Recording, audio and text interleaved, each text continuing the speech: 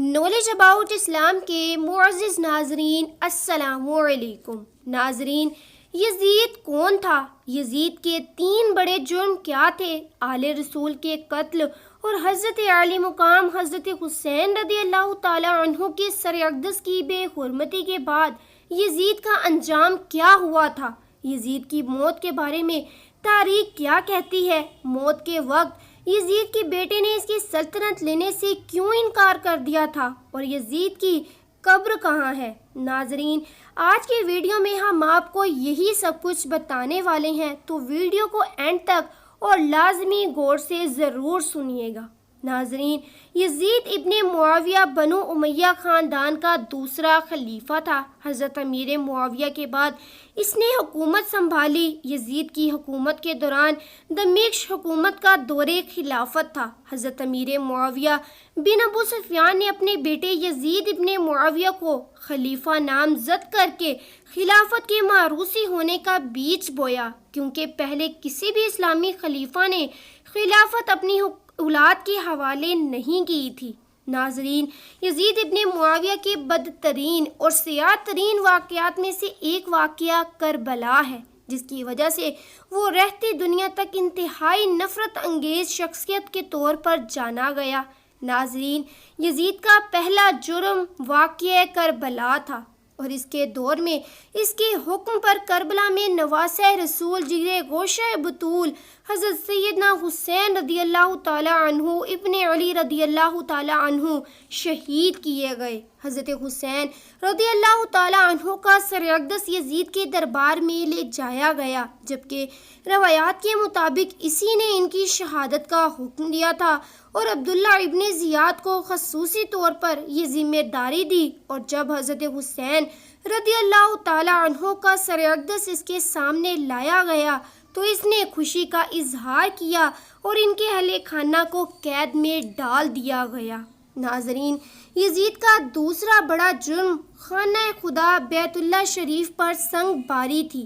اسی دور میں عبداللہ ابن حنظلہ کی تحریک کو کچلنے کے لیے مدینہ شریف میں قتل عام ہوا، اور حضرت عبداللہ ابن زبیر کے خلاف لڑائی میں خانہ کعبہ کو نذر آتش کیا گیا۔ ناظرین، یزید کا تیسرا بڑا جرم مسجد نبوی کے تقدس کو پامال کرنا تھا۔ مسجد نبوی میں گھوڑوں کو باندھا گیا، مدینہ منورہ کی کنواری لڑکیوں کے ساتھ زنا کیا گیا، اور ہزاروں صحابہ کرام کو شہید کیا گیا۔ ناظرین، یزید نے والی ملک ہو کر زمین میں فساد پھیلایا، حرمین طیبین کعبۃ اللہ اور روضہ اقدس کی سخت بے حرمتیاں کیں، مسجد نبوی میں گھوڑے باندھے اور ان کی گندگی اور پیشاب منبر اطہر پر پڑے۔ 3 دن تک مسجد نبوی بے اذان و نماز رہی۔ مکہ و مدینہ اور حجاز میں ہزاروں صحابہ کرام اور تابعین بے گناہ شہید کیے گئے۔ خانہ کعبہ اللہ شریف پر پتھر پھینکے گئے، اور غلاف شریف کو پھاڑا اور جلا دیا گیا۔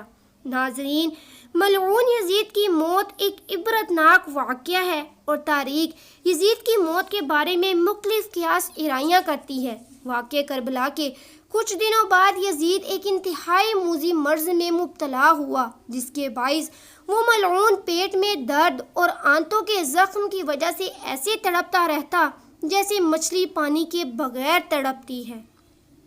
حوث میں قیام کے دوران جب اس نے اپنی موت کا یقین ہو گیا تو اس نے اپنے بڑے بیٹے بستر پر بلایا، اور امور سلطنت کے متعلق کچھ کہنا ہی چاہتا تھا کہ اس کے بیٹے معاویہ بن یزید کی زبان سے بے ساختہ چیخ نکلی، اور نہایت ذلت و حقارت کے ساتھ اس نے یہ کہہ کر باپ کی پیشکش کو ٹکرا دیا کہ جس تخت و تاج پر آل رسول کے خون کے دبے ہیں، میں اس کو کسی بھی صورت قبول نہیں کر سکتا۔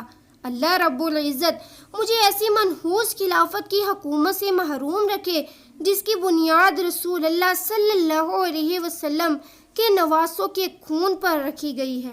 ناظرین، یزید اپنے بیٹے کی بات سن کر تڑپ اٹھا، اور شدت و رنج و الم کے عالم میں بستر پر پاؤں مارنے لگا، موت سے کچھ دن پہلے یزید کی آنتیں سڑ گئی تھیں اور اس میں کیڑے پڑ گئے تھے۔ تکلیف کی شدت سے وہ چینخیں مارتا رہتا، پانی کا قطرہ حلق سے نیچے اترنے کے بعد نشتر کی طرح چبھنے لگتا۔ اس پر اللہ تعالیٰ کا عجیب قہر تھا کہ پانی کے بغیر بھی تڑپتا تھا اور پانی پا کر بھی چینختا تھا۔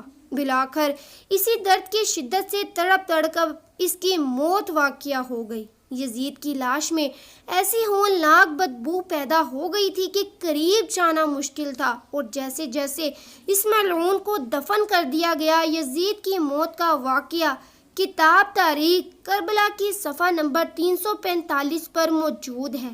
ناظرین، ایک روایت کے مطابق یزید کی موت کا یہ سبب بھی بتایا گیا ہے کہ وہ ایک رومیو نسل لڑکی کے عشق میں گرفتار ہو گیا تھا، لیکن اس لڑکی نے اپنے دل میں یزید کے لیے نفرت پالی ہوئی تھی۔ پھر ایک دن رنگ نرنیاں منانے کے بہانے اس لڑکی نے یزید کو ویرانے میں تنہا بلایا، اور اس ویرانے کے ٹھنڈے موسم نے یزید کو بدمست کر دیا، لیکن اس لڑکی نے یہ کہتے ہوئے اس ملعون پر خنجر سے وار کیا کہ جو بغیرت اپنے نبی کے نواسوں کا غدار ہو وہ میرا وفادار کیسے ہو سکتا ہے۔ اس لڑکی نے یزید پر خنجر کے پے در پے وار کیا اور اس کو چیر پاڑ کر وہیں اس کی لاش کو چیل کووں کی دعوت کے لیے پھینک دیا۔ بالآخر ڈھونڈتے ہوئے یزید کے جاننے والے وہاں پہنچے اور وہیں گڑھا کھود کر اس کی سڑی ہوئی لاش کو وہیں دفن کر دیا۔